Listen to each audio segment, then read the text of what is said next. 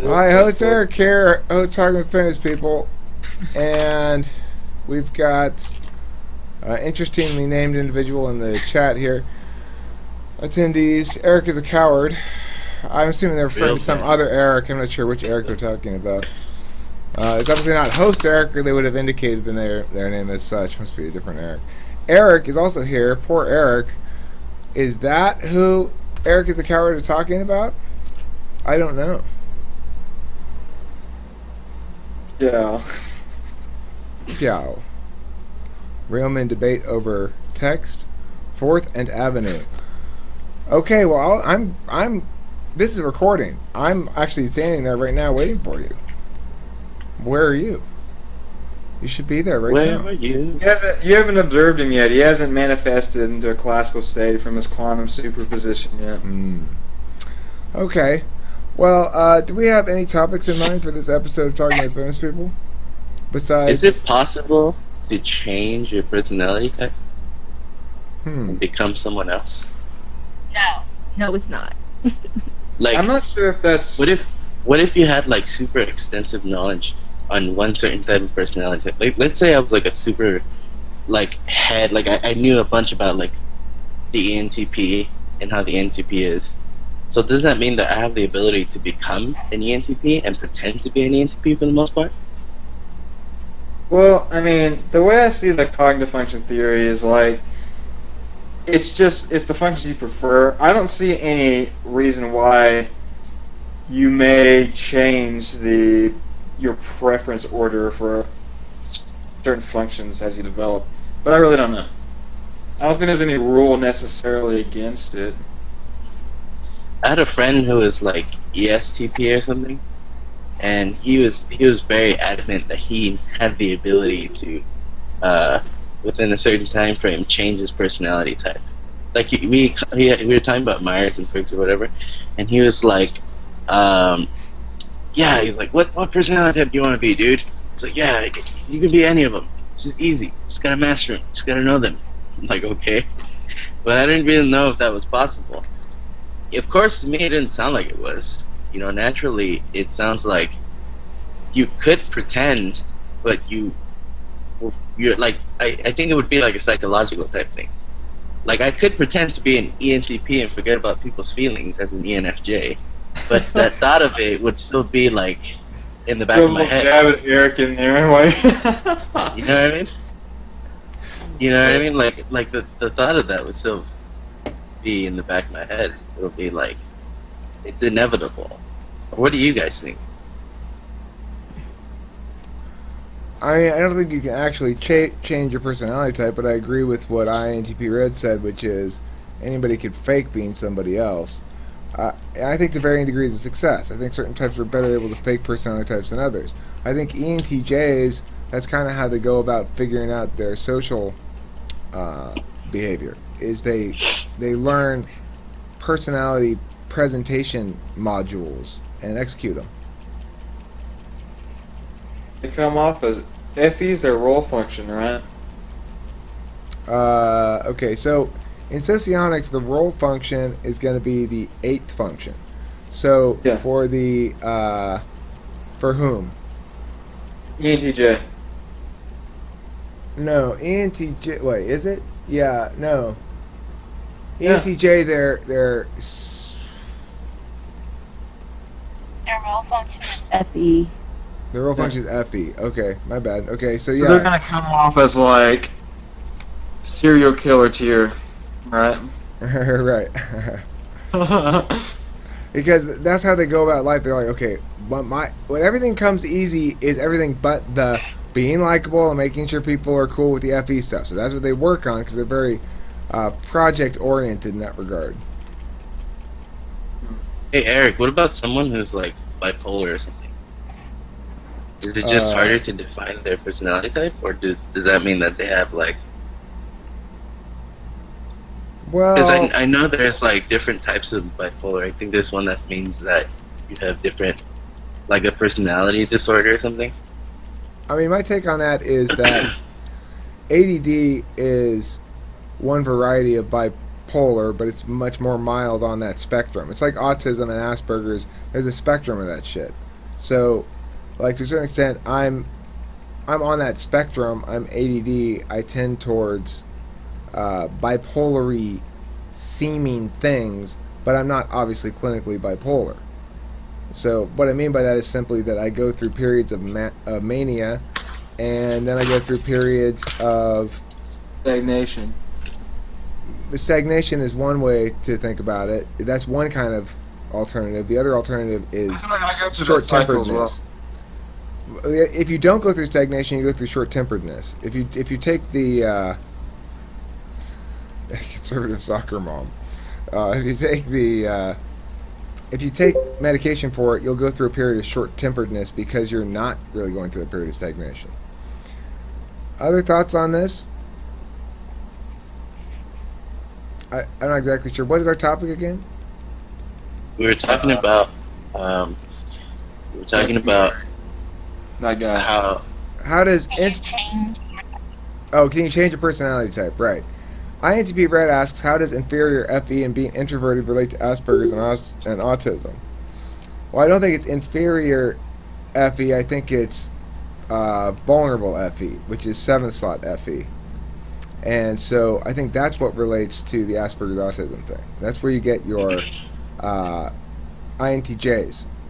They've got FI in the 3rd slot, which means they've got FE in the 7th slot. And so they come across as not particularly adept at displaying and noticing and registering and valuing social dance stuff. Or I feel like if they do, it doesn't manifest properly. Or perhaps they're not aware of how they're manifesting. Faith,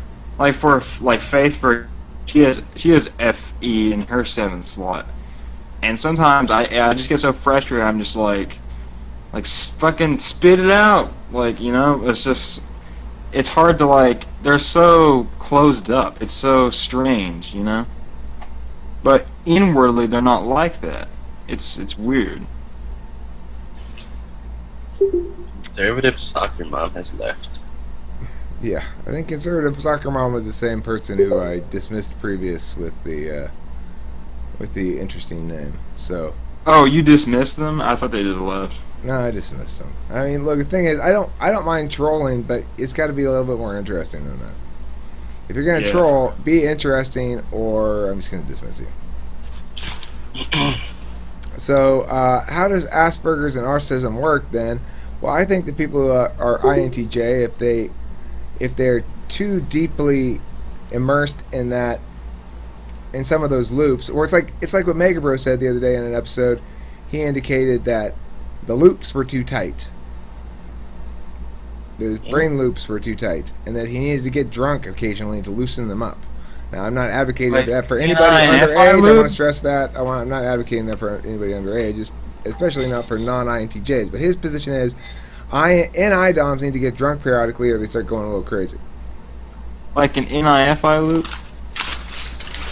I don't remember him exactly clarifying regarding that point. It's a good question. I don't know the answer to it. I'm sorry.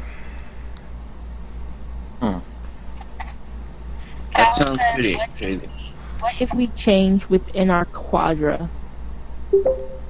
I think that's more closely related to developing your functions, because the people in your quadra have all the same functions. So is that really changing your type? Well, Callum and JC, I think you both make very good insights there. I'm curious about how that plays out as well. I do agree that it's a lot more plausible to imagine yourself behaving in general more like some other type in your quadra than it is to change yourself such that you behave more in general like some other quadra type. Because, of course, like you say, you share all the same functions. I know that sometimes in states of great uncertainty, I start acting like an ISFJ, or have in the past, where I start really worrying about my shit and getting all my shit in order. And other times, I act like I normally act, But in certain contexts, when I do shift, type manifestations, it's going to almost certainly shift in the form of some other type within my quadra. Are we sure that autism is correlated with types? No. It's just a random Okay. hypothesis of mine. I have no data to back that up at all. Oh, okay. The INTPs don't like that. What? That's the most natural thing in the world to make claims like that without mentioning the fact that it's just some shit they made up, right? INTPs generally don't like that. I've noticed. Yeah, when INTPs are stressed, I think when most types are stressed out, their shadow functions emerge. So if an INTP is stressed out, well, the first thing that'll happen when an INTP is stressed out, their FE will go out the fucking window. Like, they'll pretty much be an asshole if it doesn't somehow, like, they'll focus on what's in front of them. It's like they have too much shit that's cooking, and they can't deal with anything else. They've got to throw some shit away, you know. And the first thing to go out the window is FE. And then if the rest of your functions can't appropriately deal with the situation, that's when your shadow functions emerge, like TE and things like that. NI. No, I think it's more likely. Callan says, like, what if like something dramatic or drastic happens to you, like in your life? I think that's more likely to change your type than just like stress. Stress makes you. Well, it doesn't change your type. It's where your shadow functions emerge. Like, you unconsciously behave that way. JC, I know you love to try to win the quietest lady in the world award, but if you could please get up on the mic, we'd greatly appreciate it. I was saying, like, I think, like, if I was, for example, parent a child, I would definitely be stronger in, like, TE and I think, like, those functions would quickly develop in me because of, out of necessity. So or I you don't, develop I'm not saying, like, workarounds, right? There are lots of complicated, unnecessarily difficult workarounds that people do to avoid functions they don't like. For example, I might, in a circumstance where you'd think I would develop much better SI when I had a small child and I was a single parent, it was still a sloppy mess around here, but I compensated in lots of ways. I gave a lot of explicit affection, a lot of talking to my daughter about how much I loved her and how much I cared about her and how important she was, and really, you know, tried to explain why things were the way they were as best I could, and to show her that was kind of irrelevant. It was messy because I loved her a lot. You know, that's kind of like a workaround approach to actually cleaning up. And then what I eventually did, of course, was found a woman to marry to come in and do all that shit. Again, a workaround. In response to Dusky Racer, they asked that our function is just how we explain all the mesh happenings in our brains, like they don't work this, but explaining like this helps us understand. It's okay because plus another understand. I think it's a way to categorize certain trends of behavior and try to find some correlation with the various ways in which we can perceive and render information within the world. To put it another way, they're manners of attention. A cognitive function is a manner of attention. And certain manners of attention relate to other manners of attention in degrees of either exclusivity, proportionality, complementariness, and or contrariness, depending.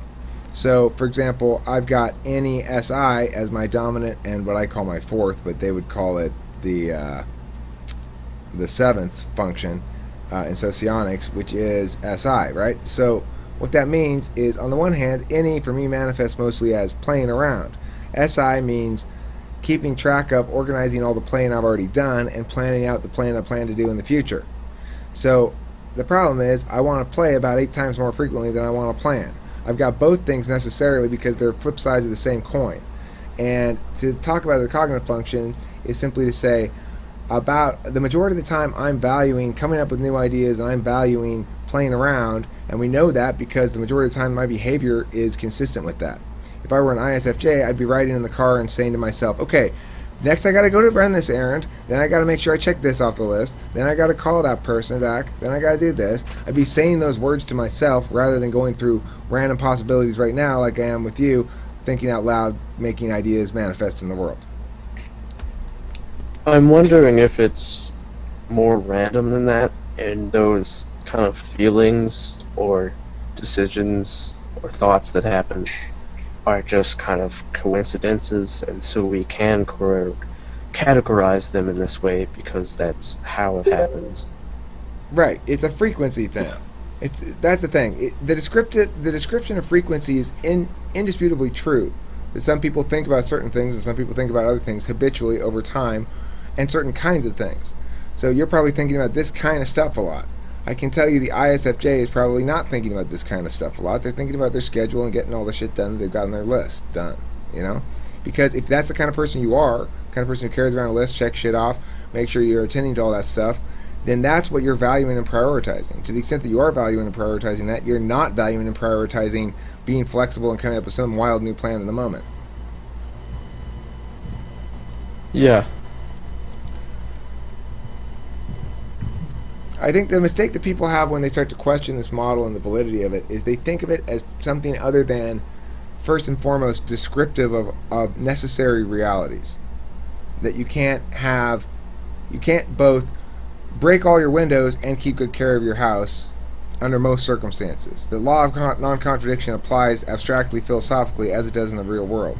You can't both throw away your prized vase and keep it and sell it concurrently. You can't have your cake and eat it too. This exists on a physical and on a metaphysical plane, and the reason you can't have your cake and eat it too is going to be dependent on one of several mechanisms, different kinds of mechanisms. It may be a proportionality thing, it may be an exclusivity thing. Yeah, I think you're definitely right that the best way to approach the model is regarding descriptive behavior. Not to say that certain trends might not be able to lend us to prescriptive behavior, but it isn't necessarily accurate or recommended. But Okay. in the sense of like a descriptive method, it certainly seems. I mean, there's only a number of ways you can categorize certain trends of behavior, and I think that once you identify what someone's behavior might be prone to doing, then you can properly and appropriately adjust your own behavior to accommodate for that. And that's mainly the experience I have when using the model, is that once I understand the type of things, like, for example, a TE DOM might be primarily focused on, then I can adjust my own behavior to make that relationship or that bond a lot smoother for me. Which is also evident of my own inferior FE in trying to make sure I don't deal with FE stuff. So it's a better way of understanding in the way that we're using it, but if you wanted to understand it on a deeper level, as in maybe like how the brain exactly works, it's not recommended. Well, as far as I know regarding the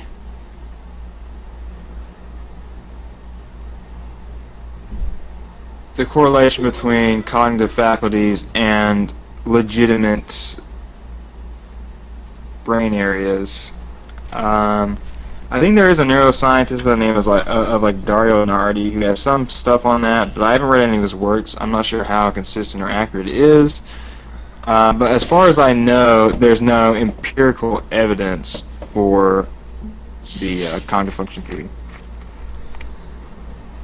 I think it's a mistake of category to imagine that there would be or could be empirical evidence to prove or disprove a theory like this, that it's proving and its disproving occurs in its consistency with experience and reality, and potentially in its predictive capabilities. If you're going to say, this person, I've identified them as a blah, I predict they're going to react to blah as blah fashion, and you can do that consistently, then it would tend to verify the model. I think you have to allow for the fact that it's fundamentally a metaphysical model. It's not something that's supposed to represent physical architectures in the brain. To the extent that it does, it's no more informative than to say that all thinking is representative of some sort of brain structure.